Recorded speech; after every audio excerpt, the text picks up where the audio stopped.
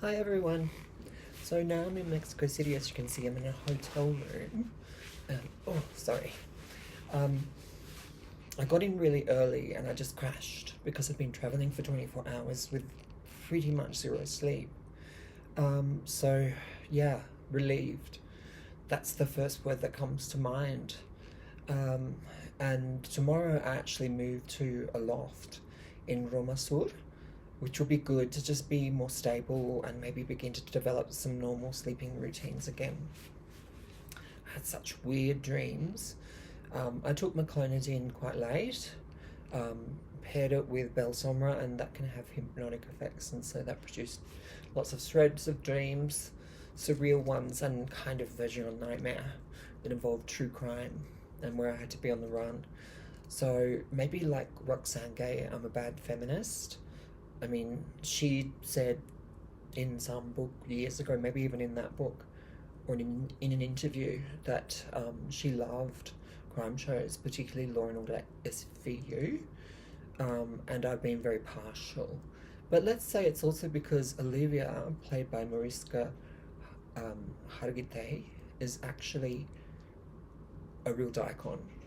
Yeah, and so I followed her for years and kind of secretly, what's the word, lusted? I don't know if that's the word.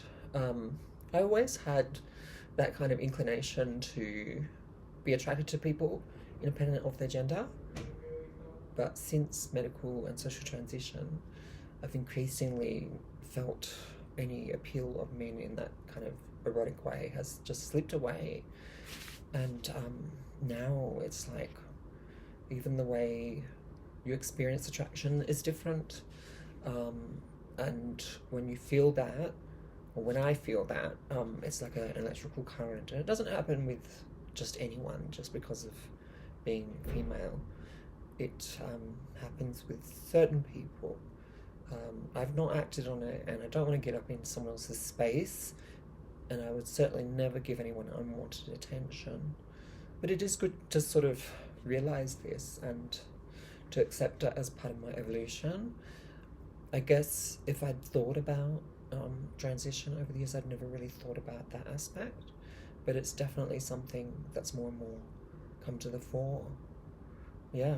Um, After our panel, when I went out with the panelist and her friends, they talked heaps about sexuality, and I thought, sexuality?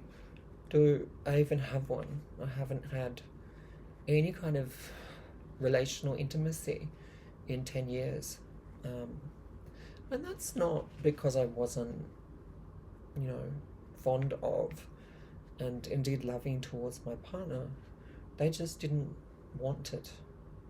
And I often wonder if they just detected in me that I wasn't your standard issue, you know, male. I mean, they say that they never expected that they could never have guessed, but everyone I know was unsurprised when I, started to transition. Like one of my friends said, finally. Yeah, but the other side is that increasingly seeing myself or being seen as well as a lesbian is another turn. And I guess it just means I've not stopped being queer.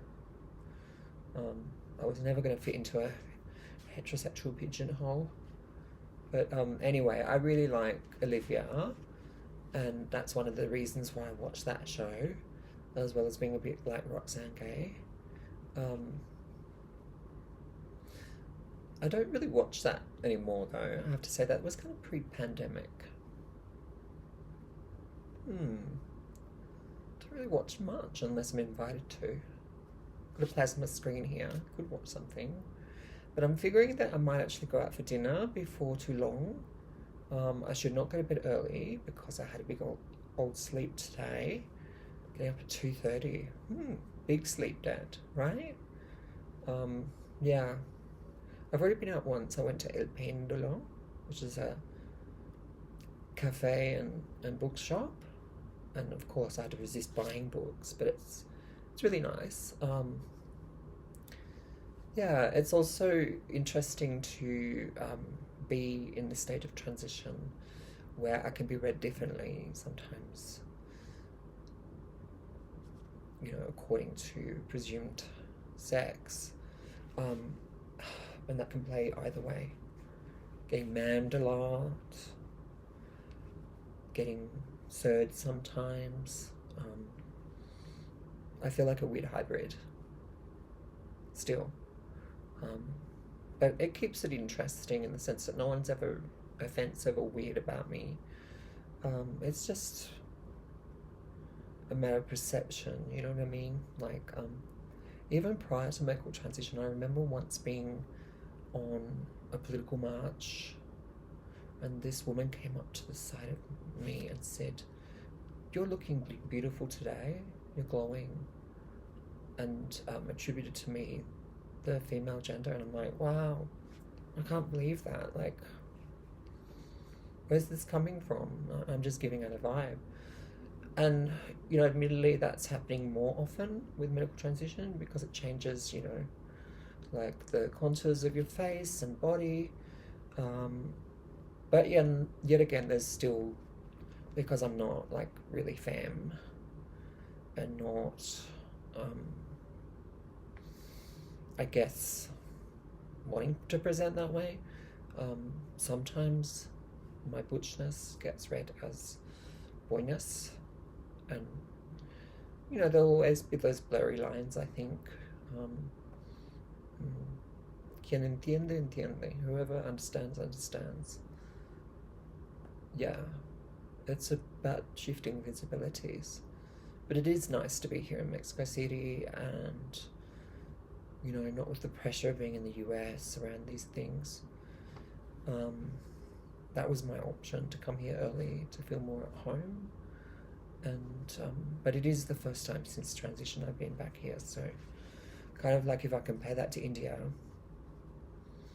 like I got more male attention when I was in India, and I didn't like that.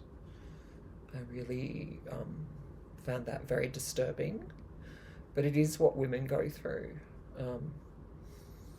What will happen this time, I have no idea.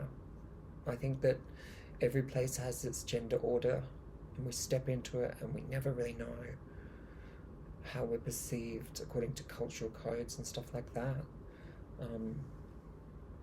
I think that African American women tend to view me as female. I found that in New Orleans routinely, and I found that through, like TSA and on the plane when I was getting manned. I'm not going to correct that, but it's still a bit of a guessing game, and I never quite know how I'm going to get pigeonholed. Does it affect my sense of self? Not really. I'm not going to call someone out because they say, sir or caballero. It's not offensive, because my lesbian friends get that too. And really, it's inoffensive because it's not meant with ill will, and unless you have a significant relationship with that person, why do you have to sort that out with them? Why do you have to make a point? I'd never do that. Do you know what I mean? Like, having a strong sense of who you are is what matters, not what other people think. So if you ever have that situation yourself, do try to remember it. I know it can feel a bit hurtful or weird, but we're all trying to get along in the world, and gender's like this sorting system. So even non-trans women get it sometimes. Yeah, get called Sarah or whatever, or seen as not living up to femininity or feminine ideals. You do know when men consider you to be female when they start helping you, and they perceive you as ditzy. And like, I kid you not, I was ditzy pre-transition. It's not got anything to do with transition. Like, I'm just a bit unco, as we say in Australia, uncoordinated. And so, like, I came across this self-serve machine to buy some items in an airport store just before I left LA. I bought some Doritos, And I was really confused about how to use it. And this kindly man came along and showed me how. And then he looked at the Doritos that I was carrying, and he saw that the packet was quite flat. He goes, "Oh, there's not enough there not enough in there. I'll get you a better deal."